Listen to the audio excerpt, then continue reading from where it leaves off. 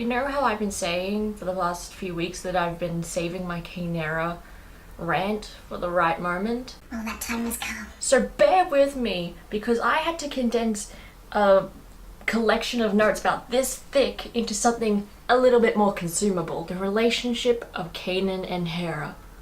Where do I start? I've had 4 seasons to think it over, and now we're here to the moment where I have to explain my love for this relationship. So I guess I should just start out by saying, like, just like in a family, the relationship between Kanan and Hera is kind of this anchor point to the show. Before everything and behind everything was the love that these two had for each other. These two have repaired some of the scars left by previous Jedi relationships and, you know, how they tend to go down. If Anakin and Padme had an inch of what Kanan and Hera had, I think things would have gone a lot differently. Think about it, these two kind of represent how Anakin and Padme could have gone down. But unlike Anakin and Padme, Kynera's relationship is completely unpossessive. And it basically came together under this, both of their selfless and compassionate duty to free the galaxy.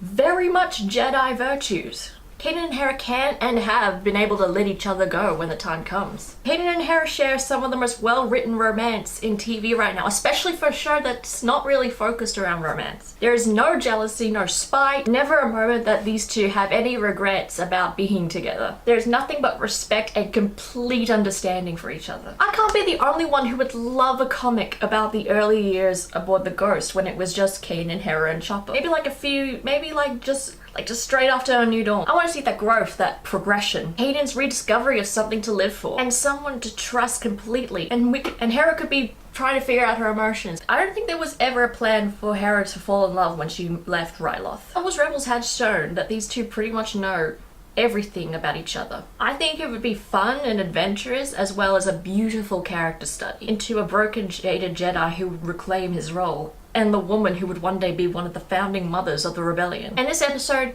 granted, if we didn't have all the setup for the kiss from previous episodes, I would have found it a little out of place. It's a testament to Hera's devotion that she hasn't even thought about her future after the rebellion. And after that conversation with Hera, and after that conversation and the kiss, you could tell that she had a new vigor. You can tell that something has changed in Hera over the last few episodes. I don't think Hera last season would be comfortable kissing Kanan in front of everyone. As well as Hera seemed to actually indulge momentarily in a thought of a life after the rebellion with Kanan. I feel like now, besides her motivation to fight outside of freeing the galaxy and basically hating the Empire and all that, now she has a bit more of a personal goal to work towards that's just as important, because now, besides fighting for just all that, she's also fighting for her future with Kanan. I swear Hera's characterization this week was brilliant. In fact, for the most part, I feel like Hera's characterization in the show is probably some of the best. There's just so many little things she does that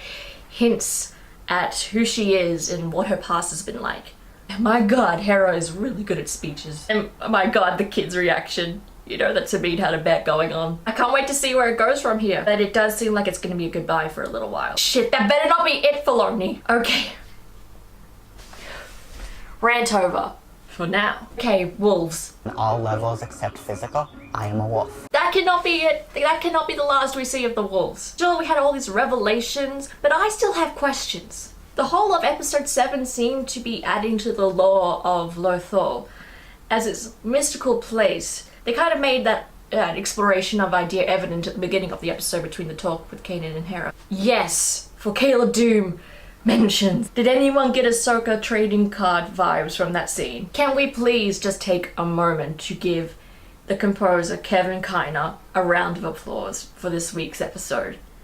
Because there was just so many points in the score where it just soared and it left me just with goosebumps. Overall for Kindred, I love that it's a bit more of a family episode that's kind of more based around Kanan and Hera, but also kind of fans out to the others. I'm just loving whenever the family gets to do something together and it's not just focused on one person. And I was excited to go into the next episode, but I did realize that they had a bit of a hard act to follow. And yeah, it did its best. They obviously had some things they had to show to continue the stakes of making everyone still quite aware of how hard their job is.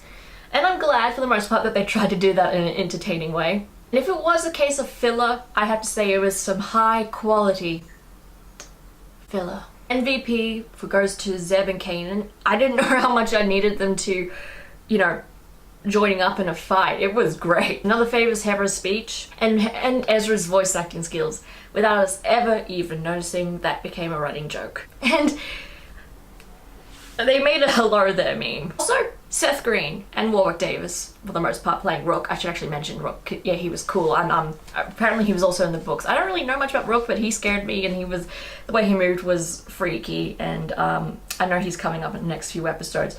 But Seth Green, just for a moment. How do I feel like Star Wars Rebels or Star Wars The Clone Wars is going to be showing up in Robot Chicken? And I just have to say, the animation in episode 8 was amazing. Kind of had an Obi-Wan in the Zygerian factory as a slave feel, and I'm not saying that just because there were slaves in that episode. I was also excited to realize that the writers haven't forgotten about explaining the Empire's interest in Lothal, because they hinted at that at the very beginning of season 2, and I think everyone except for me forgot, and I'm just glad that they remembered. Whatever it is, I think it's going to time with the mystical build-up that they've been giving Lothal. So I think it's something to do with the Force. Also, the cave painting. I want to talk about that briefly because it's something I put last minute because I was looking at them. I think they're implying something. I think there's some sort of prophecy, because I swear, I saw Yoda, Loth cats, Loth wolves and bats, and Hera's tattoos? Yeah. No, if you get the opportunity, do look at the wall art. Like, they are implying something there, and I think it might have something to do with the future.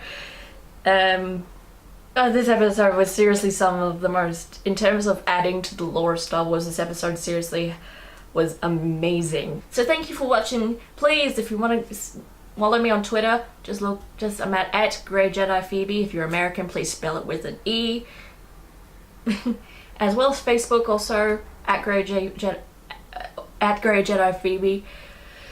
You know, that Star Wars chick, you know. Anyway, thank you for watching, and I'll see you next week for X-Wings!